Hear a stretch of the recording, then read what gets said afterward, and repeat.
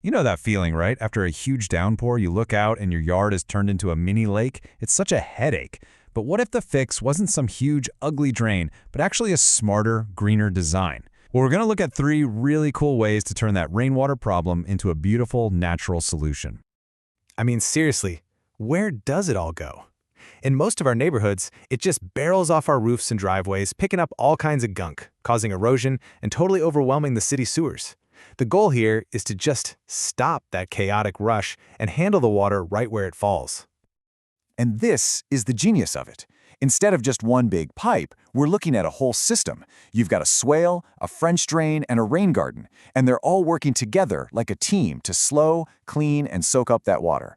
It's all about designing a landscape that works with nature, not trying to fight against it.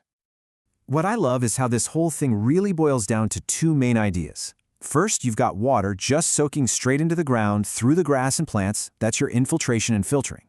Then there's a slightly more engineered part, where water gets collected underground. Both are getting water back into the earth, just in a couple of different ways. Okay, so let's start at the surface. This is your first line of defense against runoff. Let's talk about the swale. So take a look here. Notice this isn't some deep, ugly ditch. It's this gentle green channel. A swale is just a subtle dip in the landscape. Its entire job is to catch that rushing water, basically hit the brakes, and give it a chance to slowly soak into the ground instead of just racing away.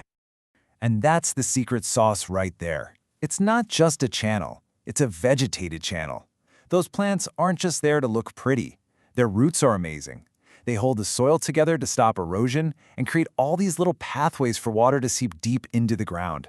So simple, but wow, is it effective. But what about the water that the swale can't quite handle?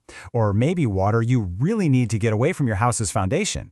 Well, for that, we have to go underground to our second solution, the French drain. This is where the magic happens, totally out of sight. You can see how water seeps down through the soil and into this trench filled with gravel. The gravel works like a giant filter, and right in the middle of it all is a pipe with little holes in it. The water finds its way into that pipe and gets channeled safely away, usually to our third solution. So, a super simple way to think about it is this. The gravel is the collector, and the pipe is the conveyor belt. It's like having an invisible river under your yard, doing all the heavy lifting to keep your property from turning into a swamp. And where does that underground river lead? Well, a lot of the time it's directed to our third and, honestly, my favorite solution, the rain garden. It's like a beautiful living sponge. A rain garden is pretty much what it sounds like, a beautiful, shallow dip in your yard that's designed to be the final stop for all that runoff. It collects water from the swale, from the French drain, and thanks to all its thirsty plants, it acts like a giant sponge, letting that water soak slowly into the ground over hours, not just minutes. And the key ingredient is right here, native plantings. This is so important. Why native plants? Because the local plants have these incredibly deep roots that act like natural straws, just pulling water deep down into the soil.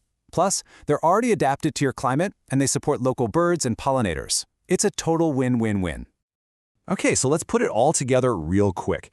You've got the swale, that green channel, that's your surface flow manager. Then there's the French drain, the underground expert, collecting and moving water where you need it to go. And finally, the rain garden, with all those native plants, is the final absorption point, letting that water filter safely back into the earth.